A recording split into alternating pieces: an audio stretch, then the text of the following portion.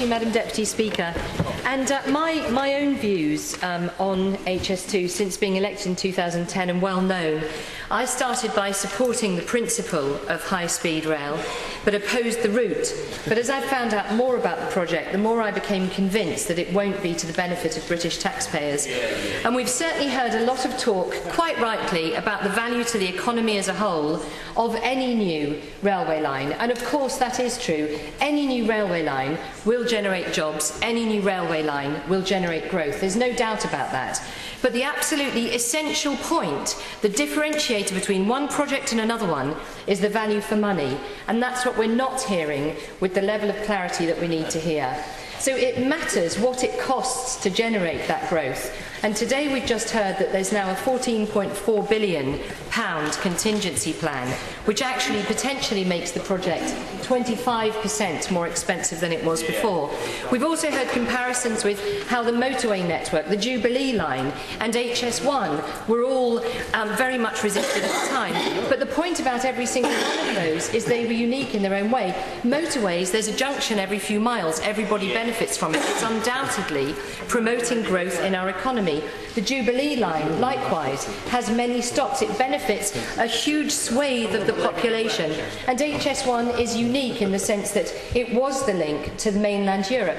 HS2 is none of those things. It's a decision that we've taken in isolation. I'm happy to give way to my honourable friend. I'm very grateful to my honourable friend for giving way, but HS1 has also brought some multinational companies to the end of the route at King's Cross. Surely that's a benefit that HS2 can bring to other cities like mine in Leeds. And I absolutely agree with him, but as I say, of course, any railway line, any piece of infrastructure will bring growth and jobs. I'm not denying that. What I'm saying is the critical differentiator is whether that brings more growth and jobs than something else, and that's where the case for HS2 isn't proven. My honourable friend gives way. Yes, I'm delighted.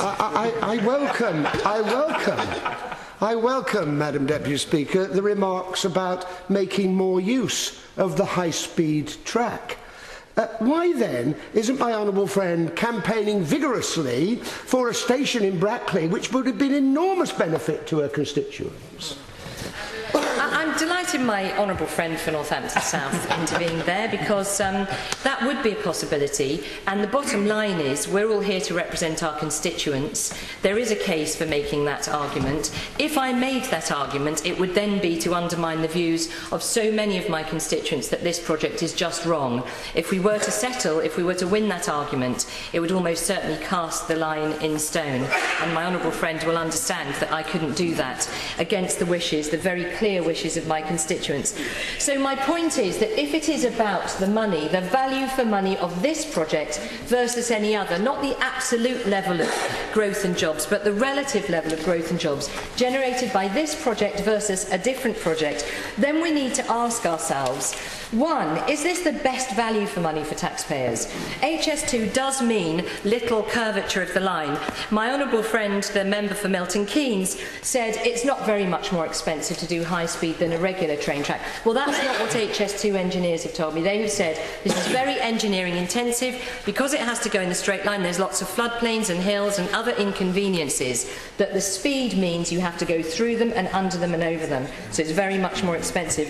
Secondly, high speed has a much exponentially higher carbon footprint, so it's not environmentally friendly in that sense than a classic line. But secondly, HS2, this project, has a massive impact on valuable open countryside, very valuable sites of scientific interest, battlefield sites, Grade 1 listed homes and so on. Third point, if it's about capacity, as my honourable friend, the member for Northampton South, said, if this is about capacity, why not go slightly slower but along an existing travel corridor so that you can reduce the cost and reduce the impact? Fourthly, is this going to deliver soon enough? We don't have any use of it till 2026. People are saying all the time that the need for rail capacity is now. Fifthly, does it create the maximum number of jobs? Would another project that was less engineering intensive along an easier route, which we could easily find if speed were not the only goal, would that generate more jobs? And finally, what about both ends? Does it really make sense to decide where the traveller ends up before we've decided on our strategy for airports? However, having said all that, I note the commitment of the government and also of the opposition, who are determined to see this particular project built. Whilst I remain optimistic that during the progress of the hybrid bill, substantial changes may be achieved, it is important for me to be realistic, and if HS2 is going to go ahead, then I want to achieve fair compensation and mitigation for the hundreds of my constituents who are so devastatingly affected. So on mitigation, I urge the government to ensure HS2 is much more transparent and engages with communities in a much better way than they are doing at the moment. Ideas on mitigation put forward by communities must be given full and proper consideration. On compensation, the DfT must prioritise the consultation on a full compensation scheme as a matter of urgency. It's a shocker that a judicial review had to determine that the original consultation was unlawful. The exceptional hardship scheme, to my constituents' bitter experience, has been nothing short of a disaster, and residents up and down the proposed line of route and in the surrounding communities find themselves trapped in their own homes, unable to move either home or business, and I strongly urge the Minister to help this situation urgently.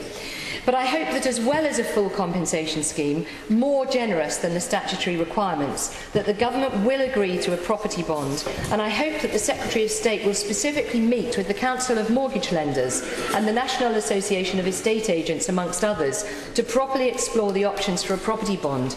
If banks won't give mortgages on properties because they are blighted by HS2, then people can't get on with their lives, at least until 2026. It's absolutely unacceptable.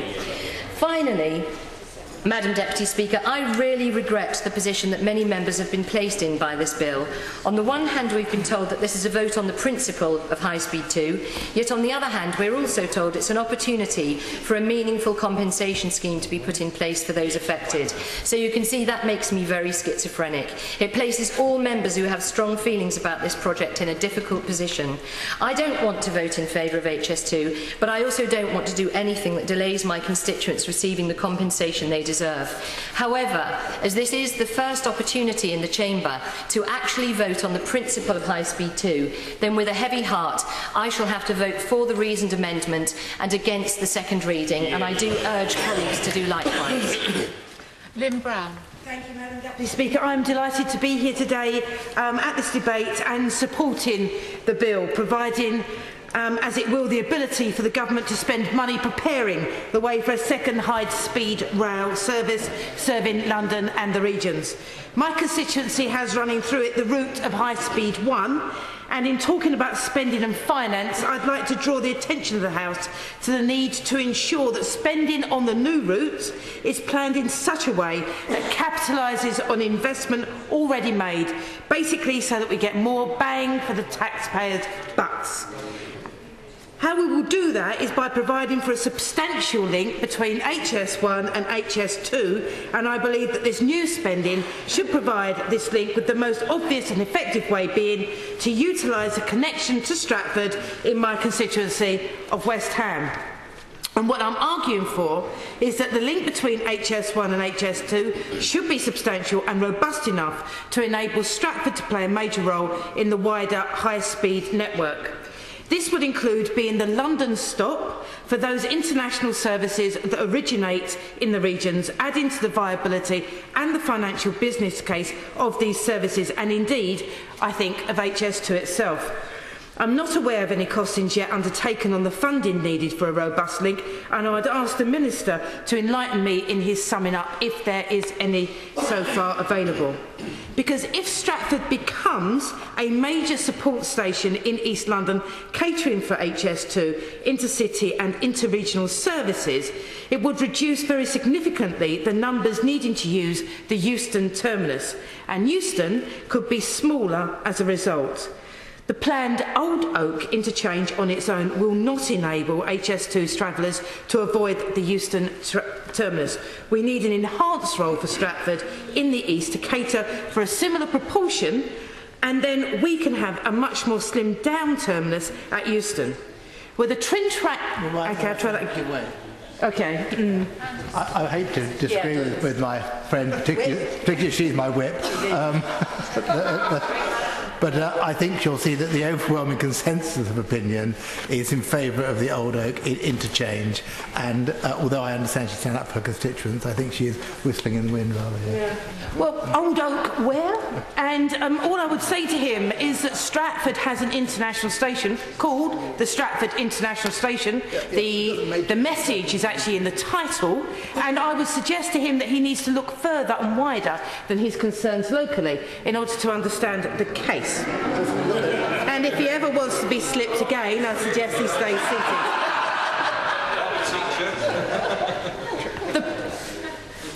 I'll repeat again, the planned Old Oak interchange on its own will not enable enough HS2 travellers to avoid the Euston terminus. We need an enhanced role for Stratford in the east to cater for a similar proportion, and then we can have a much more slimmed down Euston terminus. With a twin track to Stratford from Camden Town and the proposals for Old Oak, the numbers of platforms at Euston would be reduced from 12 to 6 or even fewer. Recent research also shows that there'd be almost as much demand for trips to East London, Docklands, Essex, East Anglia and Kent from HS2 travellers as want to go to central London, and using Stratford helps to cater for those needs. Perhaps the Minister would like to talk to the leader of his county council, who with others I understand have funded this research. His constituents will also, I'm sure, to be interested in the better travel options that will be available to them if this money is wisely spent. The interconnectivity of Stratford is already good, unlike, where was it?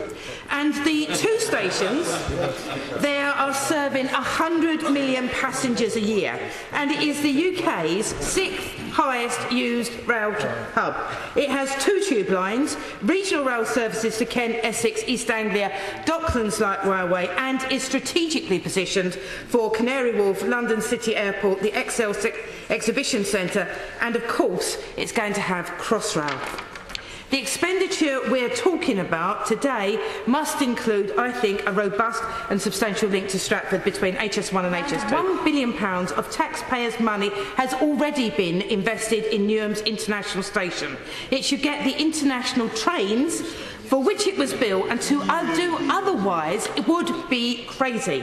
The business case for spend on HS2 will be greatly strengthened by a link that enables Stratford International to play a full role in the new network, and the spending we're talking about today will be more effective as a result, and I urge the Minister to try to ensure that that link is delivered.